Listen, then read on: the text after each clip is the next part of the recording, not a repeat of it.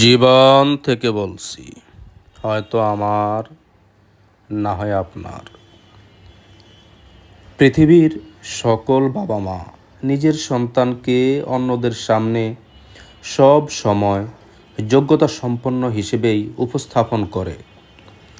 তবে সেটা দোষের কিছু নহে। পৃথিবীর সব বাবা মায়ের ক্ষেত্রেই ওনাদের ছেলেমেয়েরা প্রিন্স, প্রিন্সেস।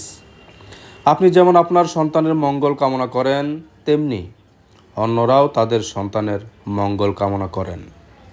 আপনি যেমন অন্যের সন্তান কি করে, কোথায় যায় খোঁজখবর রাখেন,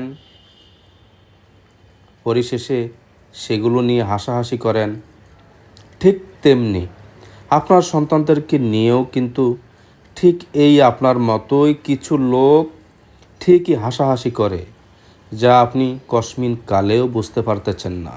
কারণ আপনার সন্তানের প্রতি আপনার অতি দুর্বলতা, অতি আবেগ, আপনার সন্তানের প্রতি আপনি অন্ধ হয়ে আছেন। আপনার অগোচরে আপনার সন্তান কি করছে সেটা বোঝার শক্তি আপনার নাই, যেটা আপনি অন্যদের সন্তানের বেলায় বুঝতে পারেন।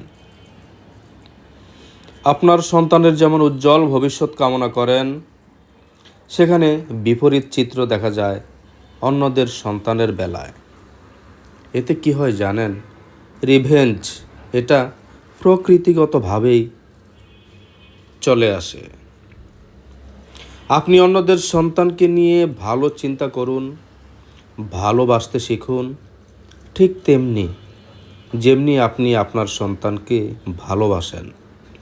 অন্যের সন্তানদের ক্ষেত্রে সেই প্রশংসাটা কেন যেন সংকীর্ণ হয়ে আসে। অল্পতেই অন্যের সন্তানদেরকে নিয়ে নেগেটিভ কথাবার্তা বলতে বিন্দুমাত্র অনুশোচনা করি না। আপনি জানেন কি, এতে আপনার সন্তানকে আপনি কোথায় নিয়ে যাচ্ছেন, কি শেখাচ্ছেন? পরশ্রী কাতরতা, প্রতিহিংসা পরায়ণ, দাম্ভিকতা, অহংকারী, চগলখড়ি। আপনার ভয়ে অথবা আপনার কাছ থেকে 2 পয়সা পাওয়ার আশায় আপনি যা বলেন তাতেই অনেকে হাহা করে আপনার কথায় সায় দিয়ে যাচ্ছে। আসলে মন থেকে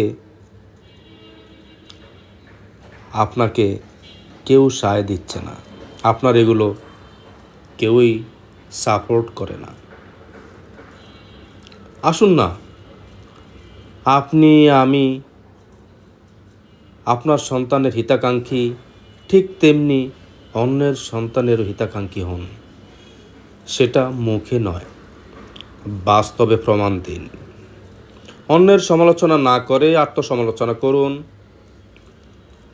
তাহলেই আপনার এবং আপনার সন্তানের ভবিষ্যৎ ভালো হবে।